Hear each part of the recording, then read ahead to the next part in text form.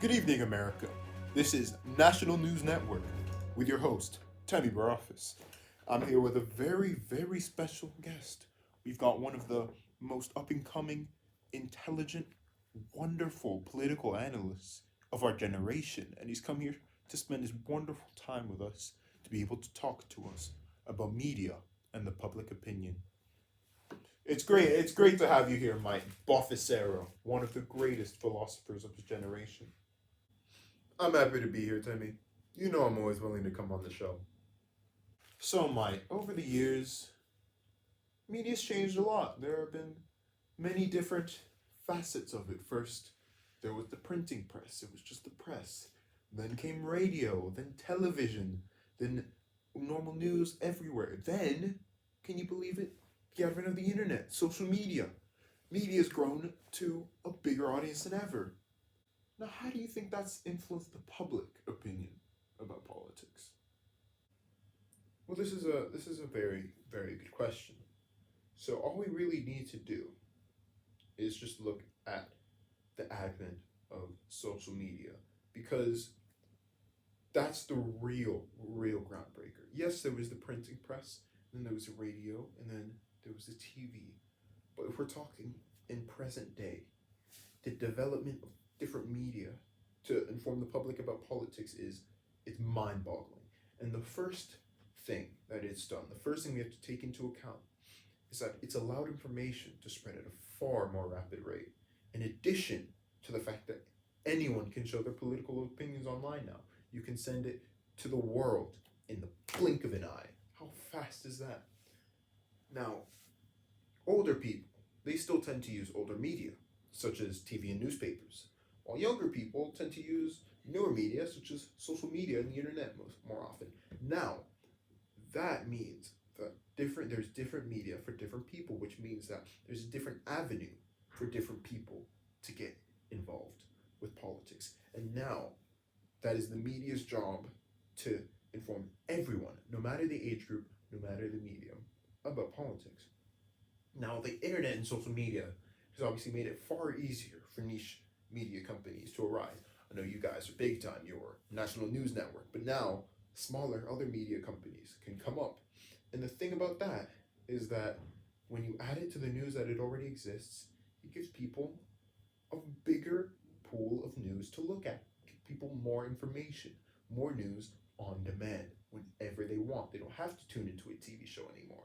They can just look up anything on their phone and it comes up immediately.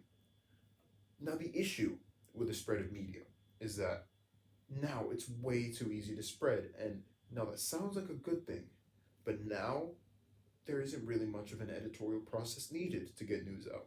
That means a lot of news ends up being nonsense, either poorly written or heavily biased or just wrong, false.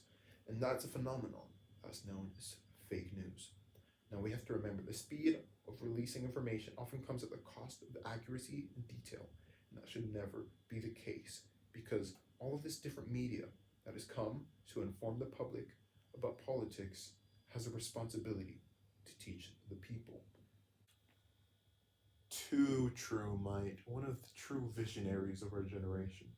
Now we know the media has a large influence. What do you think what do you think is its role in shaping the public opinion?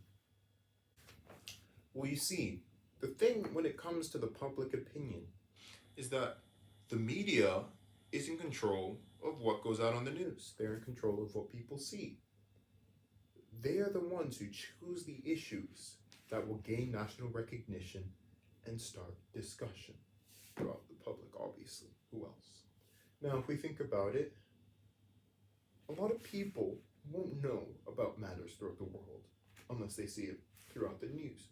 So when the media shows different things to people, they learn about it. And if it's an issue, it warns the public that the issue needs to be solved.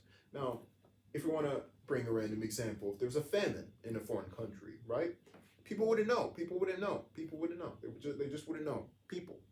Would you know? I don't think you'd know. They wouldn't know unless the news put it on the air for them to see. the news have a responsibility to show people of issues throughout the world so that they can be encouraged to take action. And now, if the media alert the public to take action, the public will show their discontent, or they'll show their eagerness to help with the famine.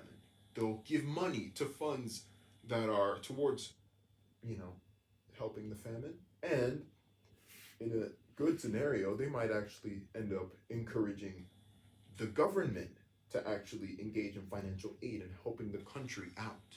So if you look at it, the news actually has a big influence on the public opinion, what people see, and what people think. So keep that in mind, Tammy. I trust you. I trust you. Now we all know that the freedom of the press from the First Amendment of the Constitution and the Bill of Rights is massively influential in what we do. It gives us freedom to do what we have to do here as the media. Now, what do you think would happen if that amendment were to be repealed? How do you think that would affect media? How do you think it would affect our democracy?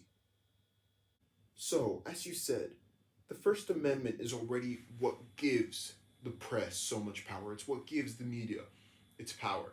Now, if the First Amendment was to leave, or was to be completely removed, because, amendments don't walk away, it would destroy the media and its influence. It would reduce dramatically, as it would have far less freedom to function successfully. It's just a fact.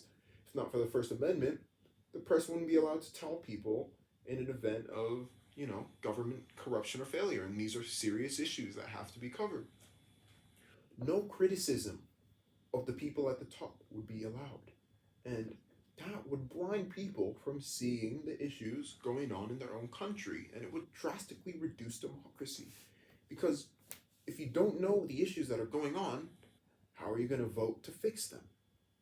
How are you going to vote to get who you want in, who you really want to lead your nation forward? How would you know if you don't know anything wrong with the guy who's doing it right now?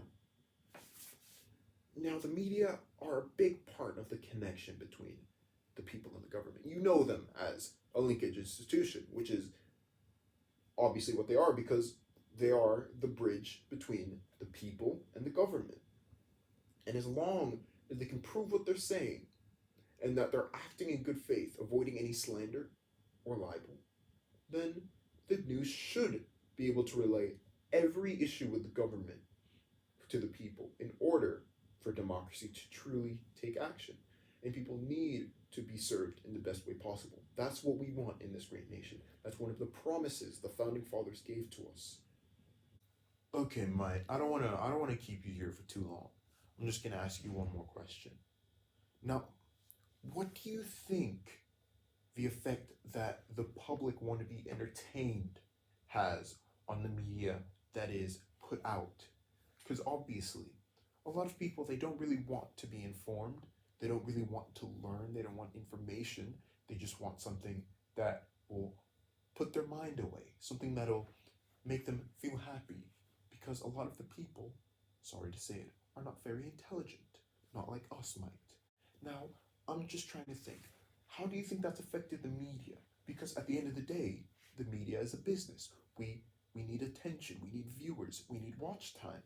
Now, how do you think the fact that the people don't actually want to see real news, and the fact that they just want to see entertainment, how do you think that affects the news? How do you think that affects the whole media cycle? How do you think that affects the quality of news that's given?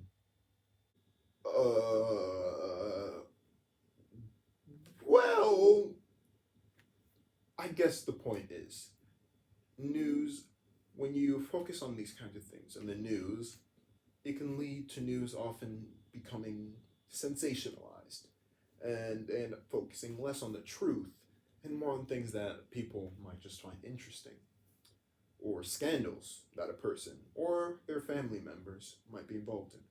For example, news often covers things that have nothing really to do with the candidate's plans or personal beliefs in the hold up to an election. A clear example would be, for example, their child getting pregnant before marriage, or a female candidate having children while running, or a distant relative maybe engaging in drug abuse. Often in election periods, though, the real news actually focuses less on the candidates and their plan of action and their genuine ideas to change the nation, and really they just end up focusing on who's winning or any squabbles the opponents have, which really takes away from what's truly important. And I think news actually has a serious issue with that. Well, this has been an eye-opening experience, Mike. Wonderful. You never cease to amaze me. It was great being on, Timmy. I'm happy to be on anytime. Mike Bofficero, everyone. This is one of the true visionaries of our generation. He never ceases to fail us. Wonderful, wonderful insight. Stuff that we never would have thought of. Now we have a deeper understanding of how the media affects the public. Now you guys have, as the people, obviously, you guys understand how much influence we have over you. We control your minds. Think about that for a second. I'm hearing new story. This just in.